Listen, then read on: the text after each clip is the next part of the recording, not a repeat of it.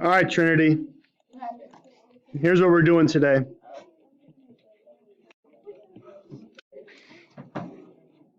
Here's what we're doing, Trinity. What we're doing today is, so again, vocabulary to me is kind of important because it helps you get a sense for what's going on. So simplifying, what does the word simplifying mean? Make it look easier. Yeah, that's kind of the way I think about it, right? If you can simplify something, you take something that looks complex and you try to make it look nicer or simpler or less complex, right? Usually what happens when you simplify something? You're usually reducing it, right? You're usually reducing it. And when you reduce something, you're looking for things that you can divide out, right? That's typically what happens when you're talking about simplifying a fraction. And how do I know that this is talking about fractions? Because it says that it's a rational expression. And we said that rationals were fractions with variables, okay? So if I gave you guys 18 over 12, and I said, I want you guys to simplify this, well, what would you do? You would think of a number that divides into both of these evenly, correct? And we all agree that 3 times 6 is 18, and 2 times 6 is 12. So 6 goes into both of these evenly, doesn't it? So really, one way that you could think about this, guys, is that 18 can be represented as 3 times 6. 12 can be represented as 2 times 6. Well, what can I do when I have a 6 divided by a 6? I can reduce it. What does it reduce to be? 1. So what's left? 3 halves times 1, which is why 18 12s can be reduced to 3 halves. That's really the math that goes behind it, right? And I know you haven't seen that or talked about that in a while, so it's good to refresh your memory. So how does it get more complex when we look at rational expressions? Well, what I'm going to do here, guys, is the following. Here I have 2x to the 5th, y to the 6th. Now what I'm doing is I'm looking at both of these terms and I'm asking myself, is there something that divides into both? The same way that up here I asked myself, was there something that divided into both? Now usually what can I call that? A GCF. So if I asked you guys, what's the GCF of 12 and 18, you would have said 6, right? So down here, if I said, what's the GCF of this and this? Well, they both have a what? A 3. If I have x to the 5th and x to the 8th, I need to pick the one that has the lowest power in order for it to be common, right? So I pick x to the 5th. And then I have y to the 6th and y cubed, so I pick y cubed because it has the lowest power. So this is the GCF of both, right? So the same way that I did what? I took a 6 out of both. Here I'm taking out a what? The GCF of both, right? Well, when I take the GCF out of the numerator, what's left? Y cubed. Why is that left? Because this times this gives me this, doesn't it? Why is this what's left? Because this times this gives me this. Well, what happens to the common factors? They can reduce to be a 1. And what's left over? The stuff that was left over when you reduced the common factors. Cool? All right. So let's do one that's a little bit more complex. Here I have x squared minus 9 and 2x plus 6. Now, when you look at that and I ask you, is there a GCF? Well, it's a little bit more complex because how many terms are here? 2. And how many terms are here? 2. So what if I said, okay, well, let's do this. Is there a way I can factor x squared minus 9? Well, it's a difference of perfect squares. You guys practiced that a couple days ago, didn't you? That factors into x plus 3 times x minus 3.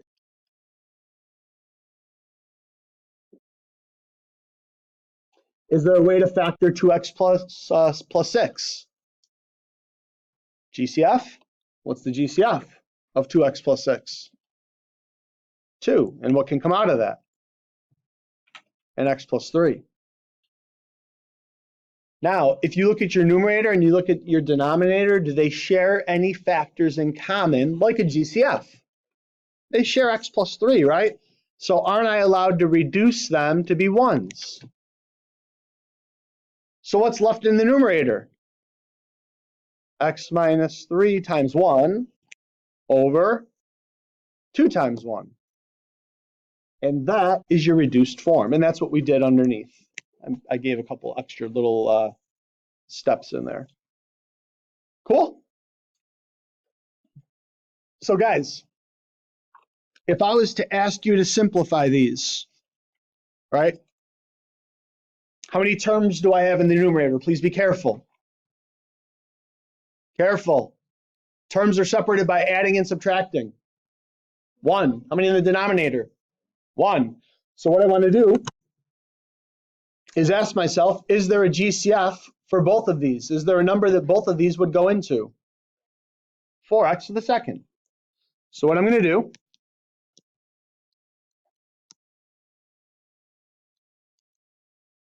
is factor out a 4x to the second. If I factor 4x to the second out of the numerator, what do I get? Well, if 4 goes into 20 how many times? 5. And x squared goes into x to the 10th how many times? X to the 8, right? Because what do I do with the exponents? I subtract them. Very good. What's left? A y to the 8. Now, don't let this trick you guys. How many times does 4x to the squared go into 4x to the squared? Once. Bless you. So what did I say happens when I have 4x to the squared in the top and 4x to the squared in the bottom?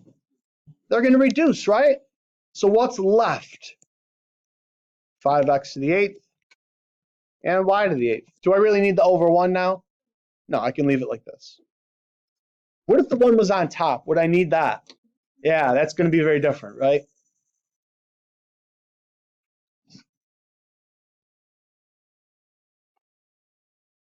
Am I going too fast? You guys okay with that? To the right. 7 and 21. Is there a number that goes into both of those? 7. Okay, we got the number. Hang on, we'll do the variable in a minute. So I got the 7. I have an x cubed and x to the 5th. Which one am I going to take? X cubed.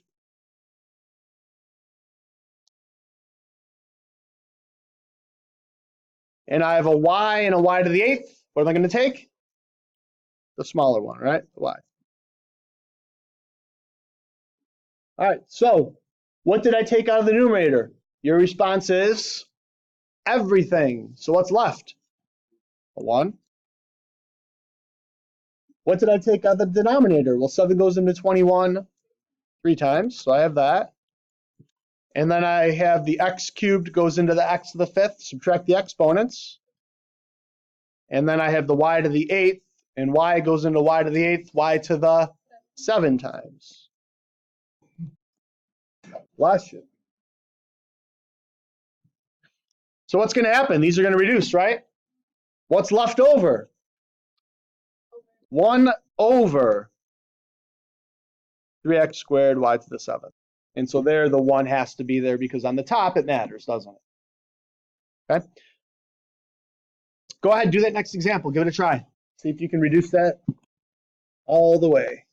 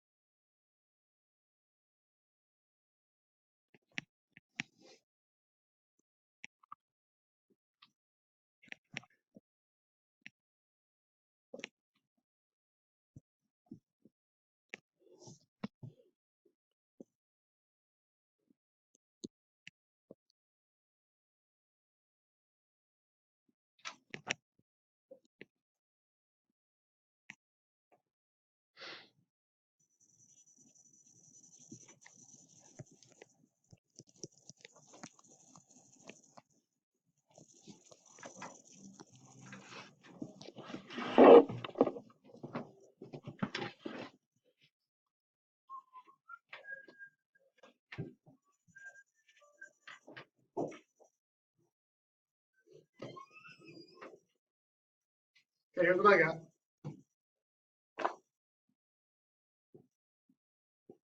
2x to the fourth over 3y cubed. All right, because what can I take out of both 10 and 15? A 5. And then I take the smaller of the exponents, right? So I take the x squared and I take the y cubed. So that leaves 2x to the fourth in the top and 3y cubed on the bottom.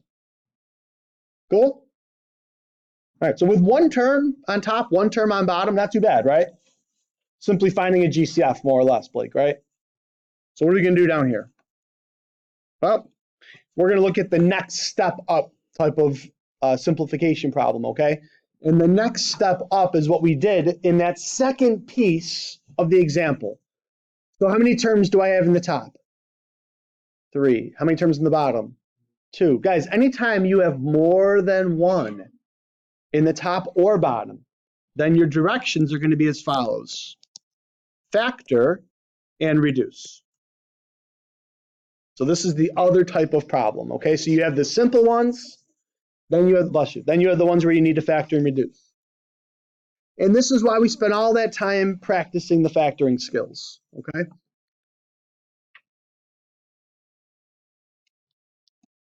So 3 terms in the top means I have a trinomial, right? The fact that this is a 1 makes it a pretty easy one to factor. So what am I looking for? 2 numbers that multiply to be this, that when added give me this. And I know that the beginning of these are just x's. So I hear 7 and 2. 7 and 2 will give me 14. 7 and 2 can have a difference of 5. Let's see if we can get the right signs. Plus 7 minus 2. Why is it plus 7 minus 2? Well, positive 7 times negative 2 gives me negative 14, right? But positive 7 plus negative 2 gives me positive 5. X squared minus 4 is an example of a difference of perfect squares. Why is it a difference of perfect squares? 2 terms. I'm subtracting them, and everything is perfect. So it's one of the plus minus problems. Bless you. Bless you. The square root of x squared is x. The square root of 4 is 2.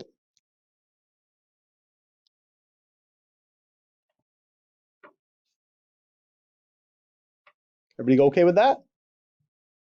Is there anything in the top and the bottom that is exactly the same? Minus 2. So what's left? X plus 7 over x plus 2 times 1, right? Do I really need to write the 1, though? No. Now, I'm going to stop you right here for a really, really important reason, okay?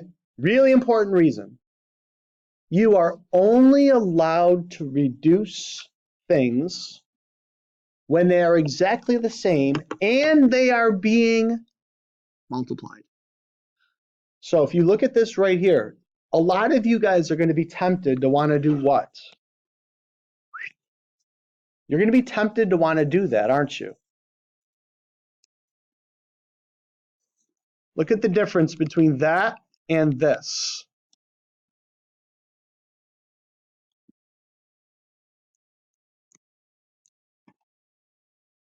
Ready? If you look at this term and this term, there are more than one term there, right?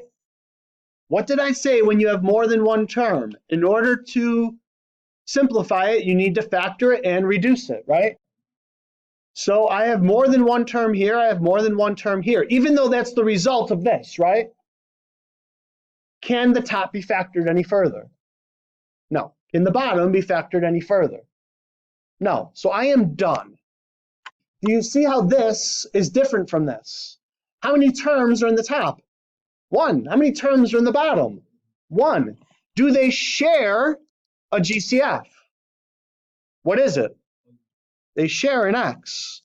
If I take an x out of the top, what's left? If I take an x out of the bottom, what's left?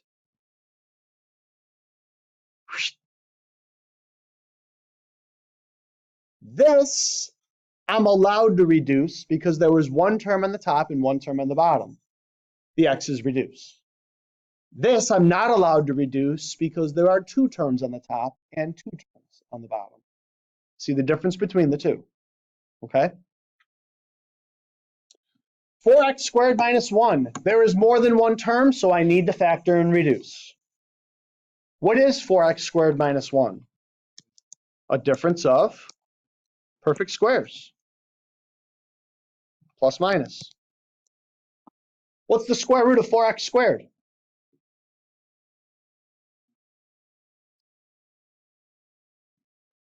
What's the square root of 1?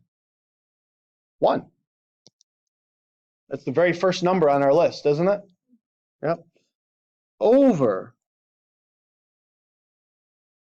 What's the very first step of factoring, guys?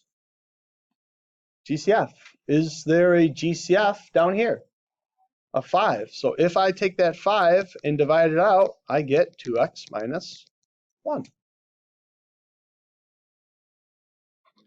Are there any factors in the numerator and denominator that are exactly the same? 2x minus 1. What does that leave me with? 2x plus 1 over 5. How do I know that I'm done? How many terms do I have in the top? 2. Which means to simplify it any further, I need to factor and reduce. Can I factor this any further? So I'm done. Trendy. All right, so that's a good question. These are not equations, are they? Right? I put this equal sign here in order to say that this is the same value as this, right? But there's no solving here, is there? Your calculator cannot simplify rational expressions. It cannot do that. Here's what it can do, though. Here's what it can do. I think that this, when reduced, is the same as this. So let's say you put 4x second minus 1 in the calculator and it equals 2x plus 1 minus 1. Would it be a true or false question? I love it. I love it. I love it. I love it. So anytime that you're factoring something or simplifying something, and you want to know if you did it right, you can always do a true-false problem. And as we get closer and closer to the test, guys, you're going to be sick and tired of me saying this. Guys, in order to do a true-false question, you have to tell the calculator the value of the variable, right? The recommendation I'm always going to make is to use your birthday. So you're going to store it in, right? So Delani just said she wants to check that 4x squared minus 1 is equal to 2x plus 1 times 2x plus, minus 1. And it's true, right? Yeah, so you can definitely do that. And to actually, Johnny, to actually go a step further, if I want to check my final result, is 4x squared minus 1 over 10x minus 5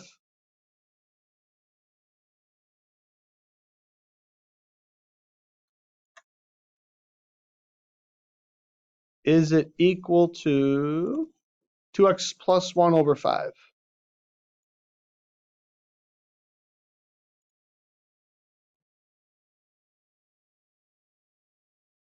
Right? So your calculator cannot do this for you, but it certainly can check your result to see if it works or not. Okay? Yes, that's Joe.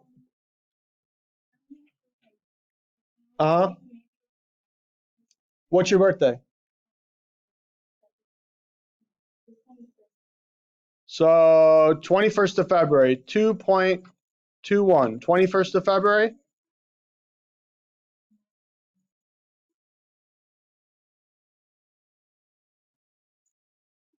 So just check to make sure you have the right signs in there, check to make sure that you have the right exponents, etc. Okay? It will always work if you use your birthday. Guys, why do I suggest your birthday? What's the reasoning for that? Because I know there's somebody in the room who's totally ignoring that, and they're like, I'm going to put it. What's that? You always remember, it's a nice number to use, but what numbers is it not? Really high numbers? Some negative numbers? How about 0 and 1? What happens when I use 0 and 1 and I try to test some things? Yeah, so if I had used 0 in this problem, watch. If I'm like, oh yeah, I'm not going to listen to Picardo, I'm going to use 0. Okay, in this case, it works. So bad example. What if I used, I'll tell you one that won't work. This is a bad example for this. Okay, for this one, it's going to work for most values. But for some of these guys, if you use zeros, ones, negative ones, certain negative numbers, certain fractions, you would get answers that don't work. Okay, your birthday, 11.27, 1.14, right? That's fine. Don't matter. I mean, I know, I didn't get it. No. Do you only have a birthday once every 4 years? No. Exactly. If you're born on 29, 229. what's 28? No, leap year's 29 is when February 29th is a year. This is a leap year, by the way. You get screwed. Yeah, you get screwed. You get totally screwed over. It's not. It's once every 4 years. Think about how much that sucks. All right, so question, ready? Would you rather your birthday be on February 29th or Christmas Day? Right? Because Christmas Day, it's never about your birthday. My brother's birthday is on Christmas Day. Right? Christmas Day, you totally get looked over, right? If your birthday's on February 29th, it's a huge bash because you only get a birthday once every 4 years, right? You can, but it's kind of like a fake birthday. I mean, you get that. Right? Or not. Like, you get told. Yeah, that's exactly right.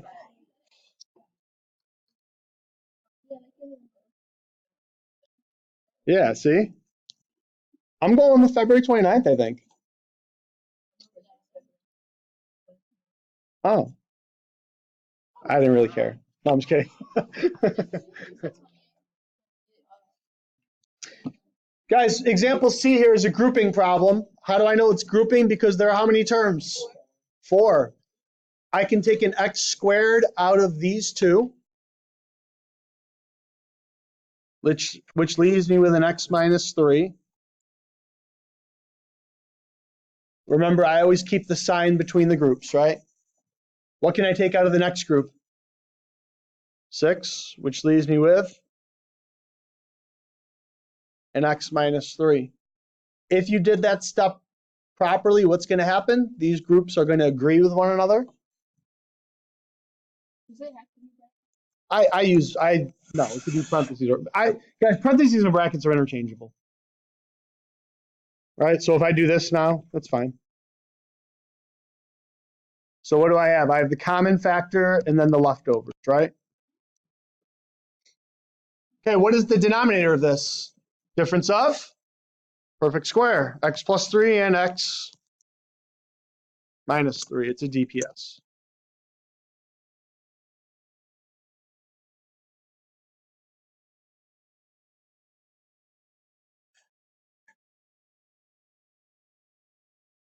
Any factor is exactly 100% perfectly the same.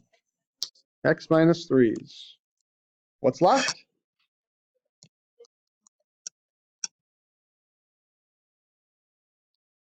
All right, and then before I circle my answer and feel good about myself, I ask myself the question, how many terms are in the top? Is it factorable anymore? So I'm done.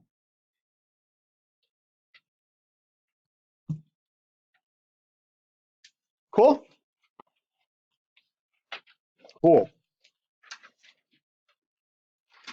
All right. I would hope that you guys recognize that this is really an exercise in being able to factor. And if you can factor well, you're going to do splendidly with these problems. There is one curveball in the whole mix, just one, okay? And it's this special type of reducing. Normally, when we reduce, they have to be what? Terms that are exactly the same, right? And I've sort of emphasized that, right? How many of these terms are exactly the same? There is one case where you can still reduce, and it's the following. What is 9 minus 6? What is 6 minus 9? -3. Now, by doing that, what happens? I get two numbers that are the same, right? What did they reduce to give me? -1. All right, hold that thought. 3 minus 15. And 15 minus 3. And these reduce to be -1. Anybody recognize the pattern? Well, I had a number minus a number, and then I had the opposite of that on the bottom, didn't I? So if I had A minus B in the top, in the bottom I had B minus A. And what do you think the theorem is? Well, if you have A minus B in the top and B minus A in the bottom, they reduce to give me -1. Now that seems like a really, really simple concept. But here's I'll show you where you're going to make the mistake if you're going to make it, right? Guys, when I say -1, right? When I say -1, can you make -1 a fraction? -1 over 1, right? Do you guys agree with that? Is there another way to write a fraction that's equal to -1 besides that? Say again? Well, sure, I could do that. Well, the decimal would be what? What's -1 divided by 1? Right? So it's not really decimal.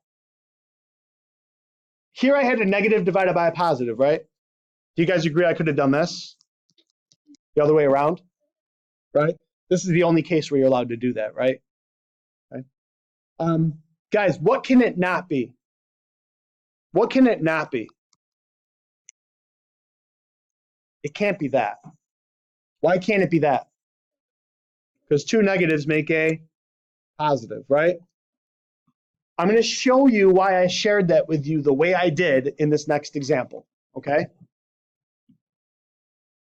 So, 2x minus 10 over 25 minus x squared. How many terms in the top? That means I need to factor and reduce. How do I factor the top? I have 2x minus 10. I can take out a GCF.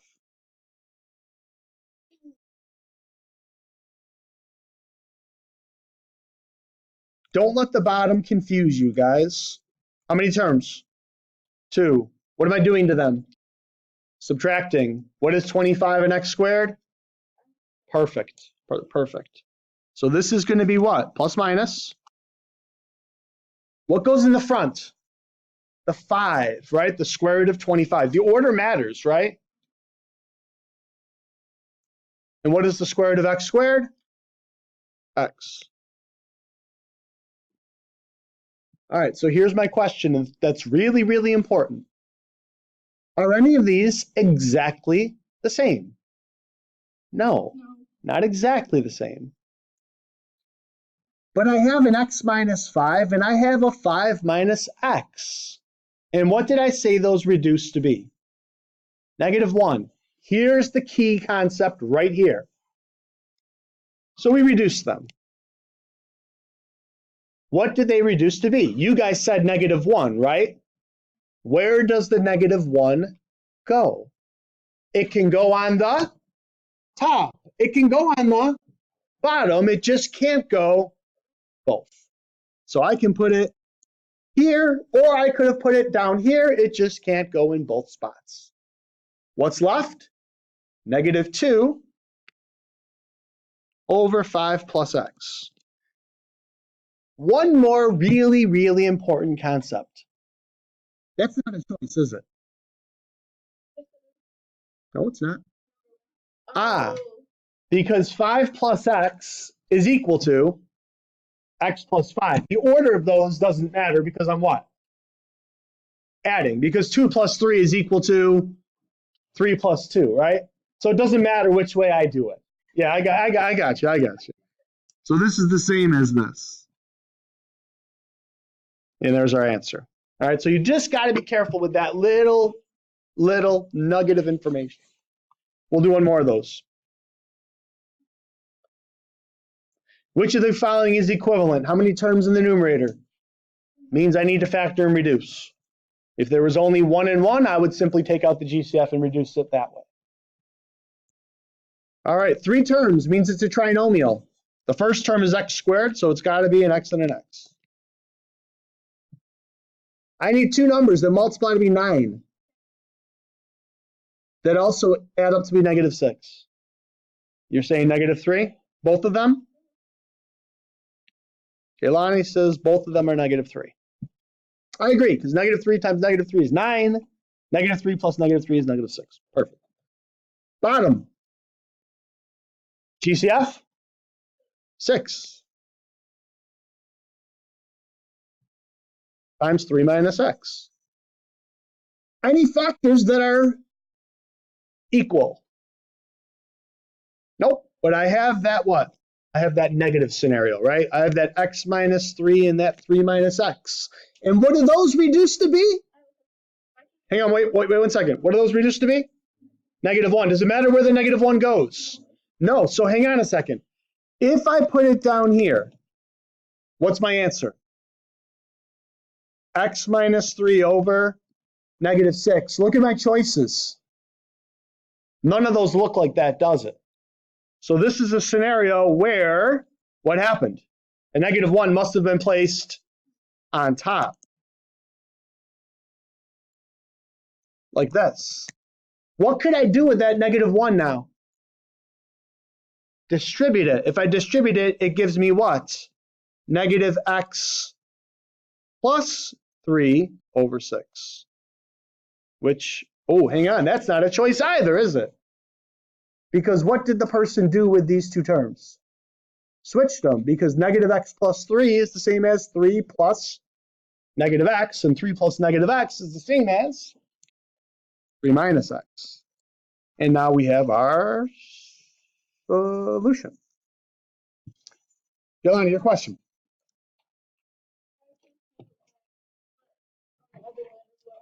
Oh, great question. Glad she said that. She said, ready? Well, if this goes into this, then why doesn't it go here? Well, let me give you the following. What's 3 times 3? 9. Jelani, what's 9 divided by 3? 3, right? Do you agree that 3 times 3 divided by 3 is the same as this? Do you agree that these can reduce? Leaving?